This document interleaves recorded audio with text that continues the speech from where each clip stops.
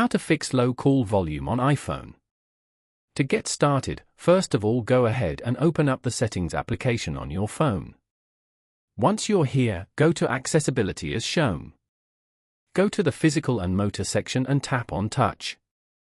Here, scroll down and go to Call Audio Routing. Call audio routing determines where audio will be heard during a phone call or FaceTime audio. Over here, select Automatic from the options.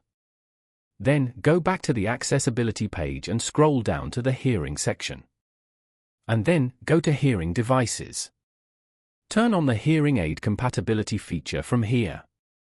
Hearing aid compatibility improves audio quality with some hearing aids. Now, go back to the previous page and tap on Audio and Visual. From here, turn off the Add Voice Isolation feature. This feature adds Isolate as an additional option to enhance dialogue. After that, swipe down on the screen from the top right corner to open the Control Center. You will see a group of icons over here. Go to the Volume button and drag the volume slider up to increase the volume. Following these steps, you can easily fix low call volume on iPhone.